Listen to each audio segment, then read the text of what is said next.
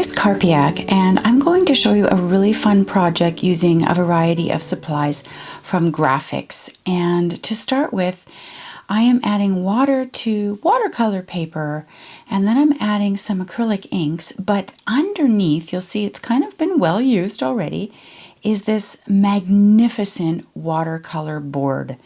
And it's fantastic, especially if you've got thin papers that you're adding a lot of water to. The board is really great for holding papers that you have a lot of water added to it. Like, it's not going to absorb the water, it's just going to let the paper dry onto the board, and I can highly recommend this board.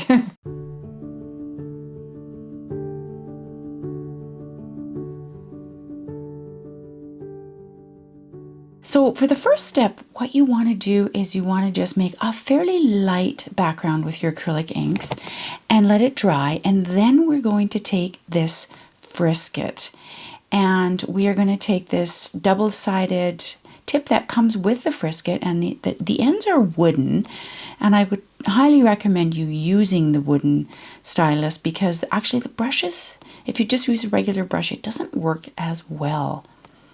And decide what kind of pattern you want to make on the paper. And for me, I'm just making sort of these random leaf shapes and then some little dots here and there. And what it's going to do is create a mask to the light colors that we've provided on our first base.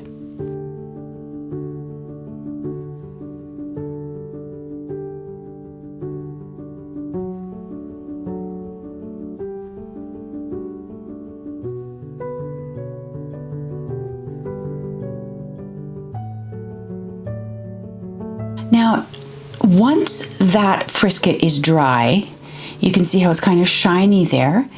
You want to add a second layer with, again, acrylic inks, and you want to make this layer a bit darker than the first, so that when everything is dry and you rub the Frisket off, you're going to get the lighter color underneath the part that was masked.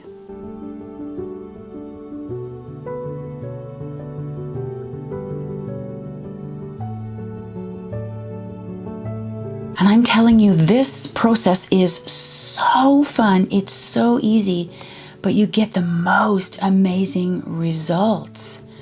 And you can use, just a small piece of paper, or you can use a full-size paper like I'm doing here. It doesn't matter. And when everything is totally dry, paint's dry, Frisket's dry, literally you just rub it off with your fingers, and already you can see the magic appearing, and it's so fun. I think it might be a little bit addictive even. And here's the whole page with everything rubbed off, and presto, already we have made a collage paper. Now we're going to use our matte stencil film, and really this is great for making stencils because it's semi-opaque, it's thick enough, and it works really, really well. And so you just want to decide what pattern you want to make and cut out those shapes. Again, I'm making sort of like a leaf shape. Just ignore the pattern that I did on the edge. Obviously, don't want it to go right to the edge because we're going to be stenciling through the holes. And we're going to be making our stencil onto this Dura-Lar, which you can put a lot of acrylic paint, a lot of wet paints onto it, and it's just a thin plastic here like you see. So I'm just going to take some neutral gold here, metallic paint, and I'm just going to go through my stencil and cover the whole piece.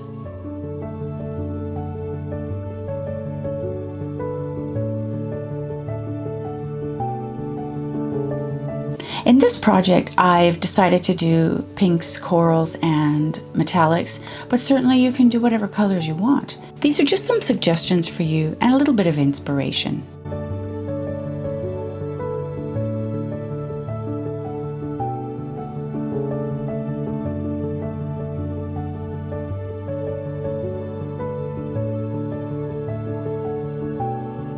For our next step, we're going to need Dura-Lar again. It's a matte film this time.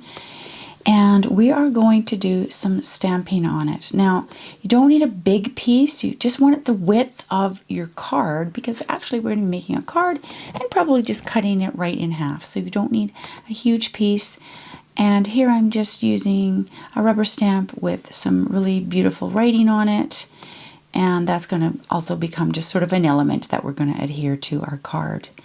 Now you want to make sure though when you're doing this, you want to take your heat tool and let it dry, because it stays wet for a while and you don't want it to smudge. Now let's have some fun with our shrink film.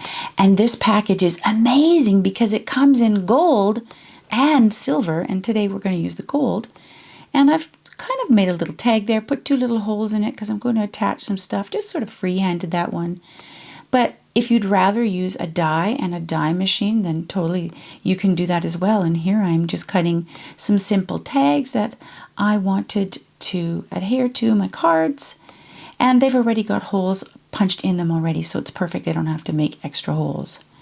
Now, keeping in mind that you want your shapes to be a little bit bigger than they actually will be, because we're going to be putting this in the oven and we're going to be shrinking it in the oven, and you only have to put it in a minute or 2 and it shrinks really well, and it gets kind of thicker, you know. And here I'm just taking a Sharpie. I found the Sharpie works the best just to add some things onto my tags. And the one thing I would not recommend is stamping onto this material, because actually the ink just doesn't dry unless maybe you are using a StazOn, and I just didn't have any right now. So if you have one, you might want to give it a go. Now here I just wrote, you know, wishing you the best with my just some messy handwriting, and here I just sort of doodled on there.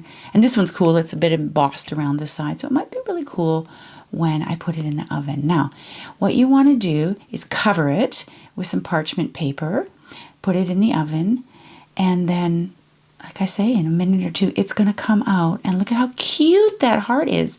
And they really do shrink. Like, it's just the coolest thing to watch. And that one turned out actually so much better than I thought. We have a few here that are a bit lumpy and bumpy and didn't turn out as well as I'd hoped.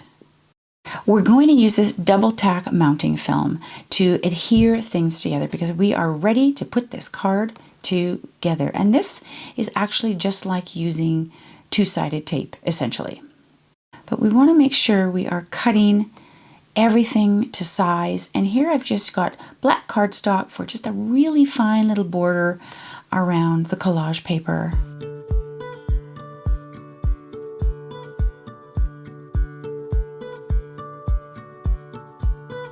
Now we want to start cutting the Dura-Lar as well for the width of the card. And also you want to decide like how tall and wide you want it. You want to also be cutting all your other elements, your Dura-Lar, to match the width of your card, and maybe even altering, you know, how thick you want it, the band to go across your card. Now I'm cutting pieces of the double tack mounting film here, and literally it's so simple. You peel it off and then you just stick it on like a 2-sided tape. And on this little piece here, I'm just sort of using up my bits and bobs, and I put that big piece on and then some little pieces around the edge. And I'm just gonna simply put that onto my black cardstock. And now we're going to cut a couple of really little thin strips for each side of the clear Dura-Lar. But I'm telling you, because the Dura-Lar is clear, you don't want the mounting film to show through, and this one doesn't. You can't even see it, so it's absolutely brilliant. And you can cut it into any piece you want. It comes in sheets of 9 by 12, and look at that, you can't see it, and it's really hard to find a product that doesn't show through. So I just love this one. And now we're putting on the matte Dura-Lar just in the same way, just a couple of little strips and just putting it on there. You'll notice that I didn't quite put my Dura-Lar on right dead smack in the middle. Kind of wanted it down a little bit nearer the bottom just to give it some interest like that. And let's add some extra fun little elements now to jazz it up. We've got a beautiful little ribbon here you could add.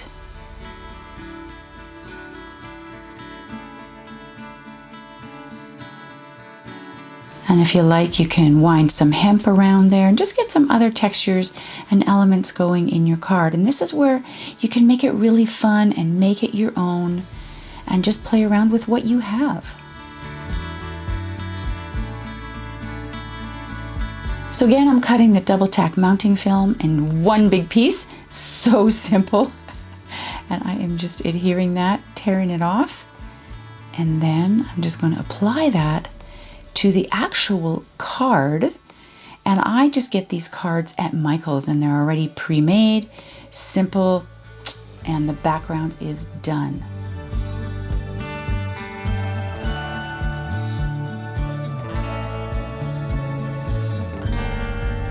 I really couldn't find a stamp that was calling out to me that I wanted to add here, and I just wasn't in the mood for freehanding something.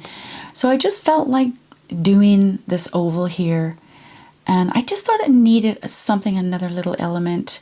But you know what? I think it's actually just a little bit too big, so I'm just going to cut it down a little bit smaller and try it again. And just tucking it in behind there, and it just already is giving some interest. And again, you can do whatever you want here. These are just a few ideas. I've taken a rusty old safety pin, and on there is a little rusted old washer. And I love this juxtaposition of this beautiful feminine paper to this metal, and then taking another clip, attaching those little shrunken tags that we made. You know, you can attach them with clips, you can attach them with pins, you can attach them with cord, you know, however you like to do it in any way. And it makes it so fun and so pretty, and just gives, like I say, extra elements and texture and interest.